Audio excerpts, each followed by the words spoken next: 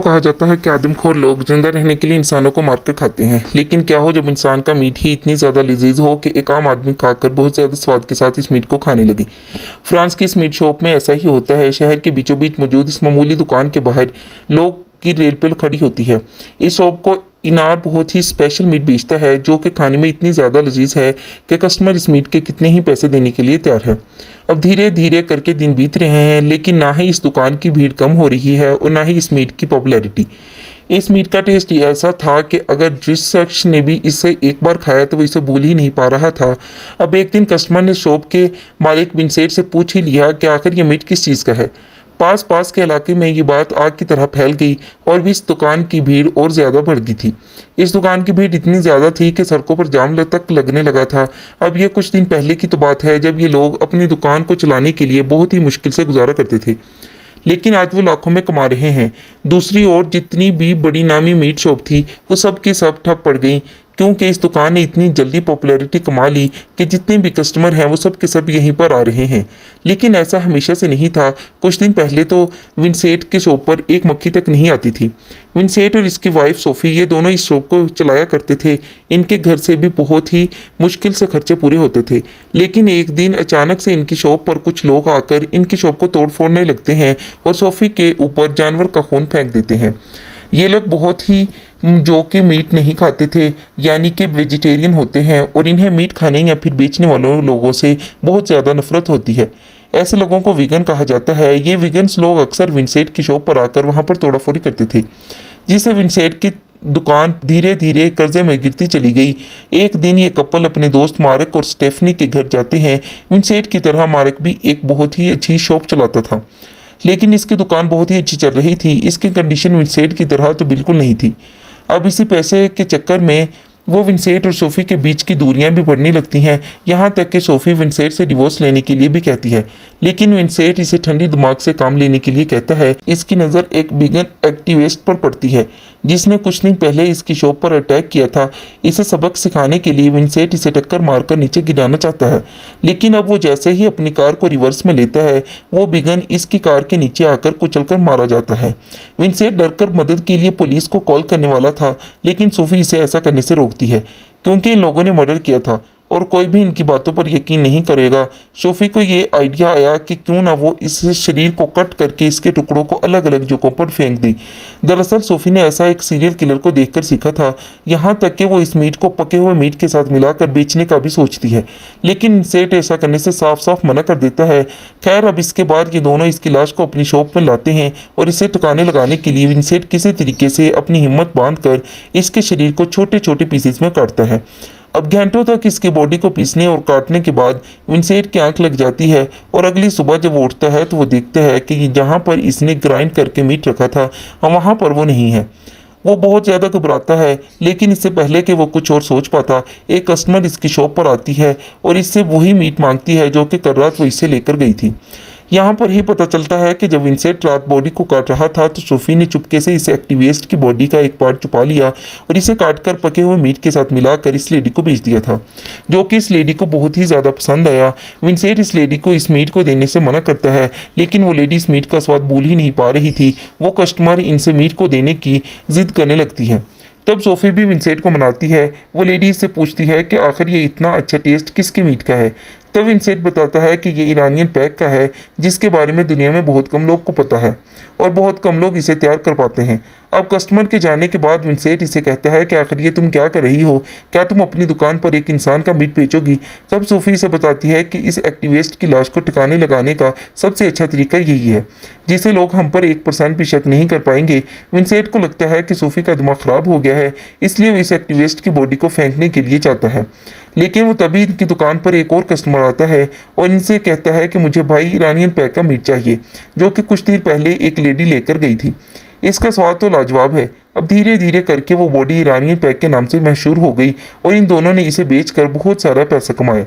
Vincent को तो फिर से समझ में नहीं आता था कि आखिर इस मीट में ऐसा क्या था कि लोग इसे इतना ज़्यादा पसंद कर रहे हैं। अब एक रात वो भी इस मीट को ट्राई करने लगता है। वो इसे लगता है कि इसकी ज़िंदगी का सबसे अच्छा मीट था। सोफ़ी से बताती है कि जिसे हमने मारा वो एक वीगन था। ये लोग मीट बगैर कुछ भी नहीं खाते, सिर्फ वेजिटेरियन चीज़ें खाते हैं। शायद यही वजह है कि मीट इतना ज़्यादा टेस्टी था। सोफी विंसेंट से कहती है कि क्यों ना हम वीगन्स को मारकर इनका मीट अपनी दुकान पर बेचे, लोगों को ये पसंद आ रहा है और इस तरह हमारे बहुत सारे पैसे इकट्ठे हो जाएंगे। लेकिन विंसेंट ऐसा करने से मना कर देता है क्योंकि पैसों के चक्कर में सोफी अपनी इंसानियत को बेच रही थी। खैर, इसके बाद अगले दिन इनकी बेटी क्लोई और वाइफन लोकस इनसे मिलने के लिए आते हैं। विंसेंट को इस दिन का बहुत बेसब्री के साथ इंतजार था। इस दिन इसने अपने हाथों से ही खाना बनाया, लेकिन जैसे ही वो लोकस को सर्व करता है तो लोकस इसके द्वारा बनाए हुए खाने से मना कर देता है। विंसेंट को ये पता चलता है कि लोकस भी वेगन है। इसकी देखा देखी क्लोई भी खाना खाने से मना कर देती है और इसके बाद ये दोनों वहाँ से चले जाते हैं। अब ये देखकर विंसेंट का खून खोलने लगता है क्योंकि इस लड़के ने इस मिनट में 1 मिनट में विंसेंट की पूरे दिन की मेहनत पर पानी फेर दिया। अब विंसेंट को रियलाइज होता है कि सोफी सही कहती है, अब इन वीगन्स को दुनिया में होने नहीं चाहिए। खैर, अब इसके बाद ये दोनों एक वीगन रेस्टोरेंट में जाते हैं और मारने के लिए इस वीगन रेस्टोरेंट के मालिक को चुनते हैं। इनका प्लानिंग बिल्कुल सिंपल था, पहले इस आदमी को मारना है और इसके बाद इसके पीसेस करके इन्हें ग्राइंड करके अपने शॉप पर बेचना है। अब मौका देकर विंसेंट एक मिनट में कितने मीट कटने वाले चाकू को इस आदमी का पीछा करता है, लेकिन जैसे ही वो इसके पास आता है तो वो डरकर कांपने लगता है। इसकी इतनी हिम्मत नहीं हुई कि वो इसके ऊपर चाकू चला सके। इसके बाद वो इन्हें बिना मारे ही यहाँ से निकल पड़ते हैं। सूफी कहते हैं कि हमें मारने के लिए भी थोड़ी सी प्रैक्टिस की ज़रूरत है। खैर, अब इसके बाद अगले दिन वो लोग बिगन लोग के बीच में जाकर वहाँ पर बिगन बनने का नाटक करने लगते हैं। इतने सारे लोगों में इन्हें अपने सबसे कामचोर शिकार की तलाश थी। अब तभी इनकी मुलाकात वहाँ पर एक बहुत दुबले पतले आदमी से होती है जो होकर वहाँ पर इन्हें जानवरों की पेटी इतनी अच्छी बनाकर दिखाने से इनकी तारीफ करता है। अब सूफी को इनके टारगेट मिल गया था। वो इससे बात करने के लिए इसे पार्किंग एरिया में बुलाते हैं। वो इसे मारने के लिए अलग अलग तरीकों के बारे में सोचने लगते हैं, लेकिन तब भी एक बार फिर से इनके प्लानिंग में पानी फिर जाता है जब वो देखते हैं कि वो पतला आदमी अपने दोस्तों के साथ आया था। विंसेंट तो रंडी अपना चाकू छुपा लेता है और वहां से जाने लगता है, लेकिन वो लोग इन्हें देख लेते हैं और कहते हैं कि आज रात हम लोग एक मीट शॉप पर अटैक करने वाले हैं, तुम लोग भी हमारे साथ चलो। अब पकड़े जाने के डर से लोग इनके साथ जाने के लिए तैयार हो जाते हैं, लेकिन जब विंसेंट वहां पर पहुंचता है तो इसे पता चलता है कि जिस शॉप को तोड़ने के लिए वो जा रहे थे वो किसी और की नहीं बल्कि इनकी दोस्त मार्क की शॉप थी। विंसेंट तो वैसे ही इसके फलते फूलते बिजनेस को देखकर बहुत ही ज़्यादा जलता था। वो सभी लोग इनकी दुकान पर जाकर इन दुकान पर तोड़फोड़ शुरू कर देते हैं। अब ये करके विंसेंट को बहुत ज़्यादा सुकून मिलता है क्योंकि वो अकेला नहीं था जिसके साथ नुकसान हुआ था।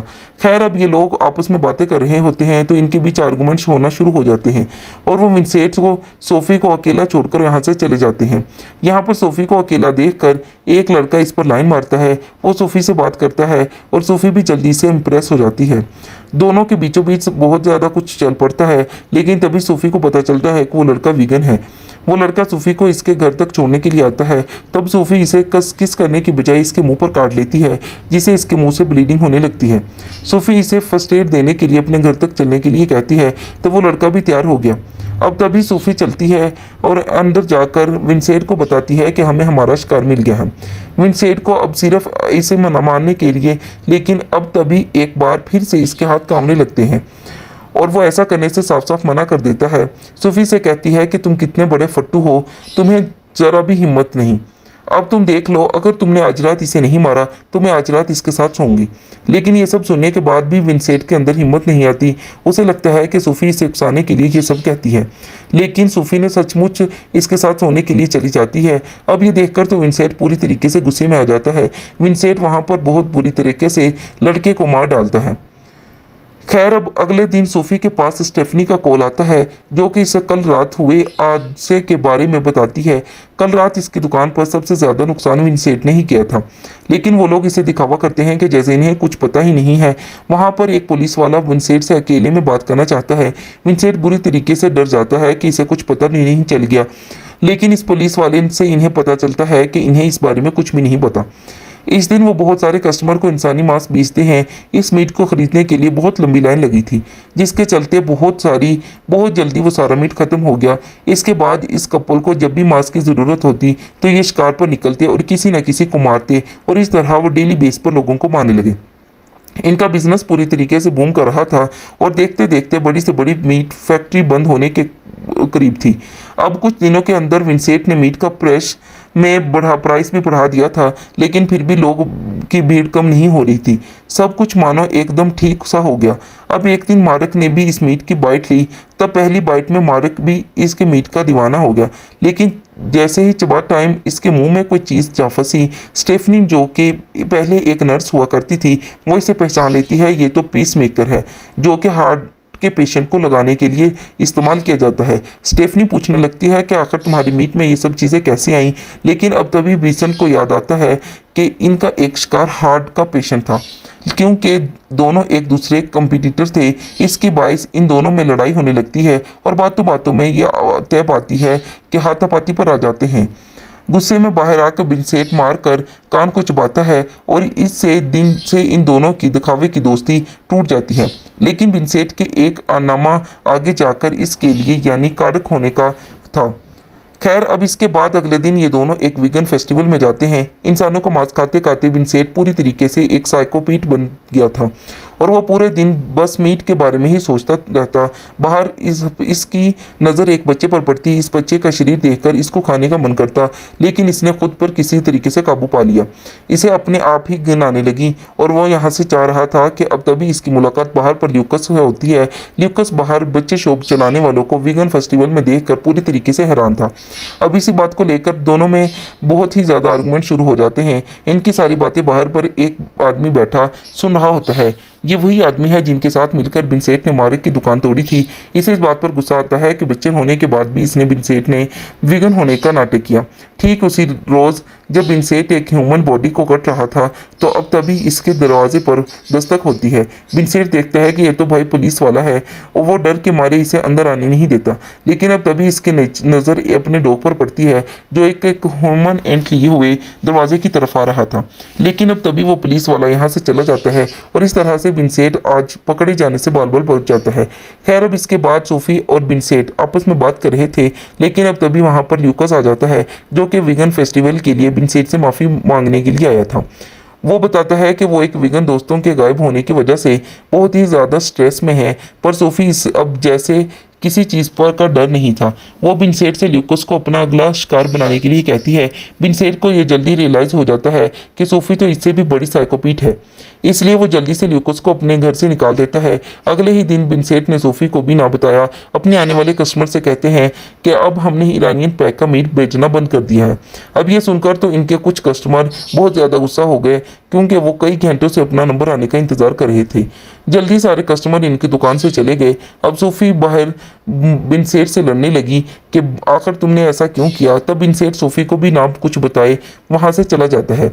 अब इसके चाहते ही सोफी के पास वही वीगन लोग आते हैं जिन्हें विंसेंट से अपने धोखे का बदला लेना होता है, इसलिए वो सोफी को पकड़ लेते। ये बिगन के रूप में गुंडे थे। अब जब विंसेंट वापस अपनी शॉप पर आता है तो वहाँ पर इसे इनकी बहन दिखाई देती है। वो तुरंत ही शॉप के अंदर चला जाता है और देखता है कि वो गुंडे इसकी वाइफ को मारने वाले हैं। वो अटैक करने में बिल्कुल भी टाइम वेस्ट नहीं करता और इनमें से दो को तो तुरंत ही मार डालता है। पर अब तभी इनमें से एक विंसेंट को मीट हुक में लटका देता है, लेकिन अब तभी एंड टाइम पर सोफी एक हुक फेंक कर इनके आंख में मारती है, जिससे वो भी मारा जाता है। अब मूवी के लास्ट में हमें दिखाया जाता है कि मार्को स्टेफनी के जरिए विंसेंट और सोफी बहुत ही जल्द पकड़े गए। दरअसल इन लोगों ने विंसेंट के बारे में पुलिस को बताया था। तब पुलिस को स्पंज के सबूत मिले और विंसेंट और सोफी ने मिलकर पूरे 30 मर्डर किए थे, जिसके चलते इन्हें फांसी सुनाई गई। और बस दोस्तों, इसके साथ ही मूवी ही ख़त्म हो जाती है।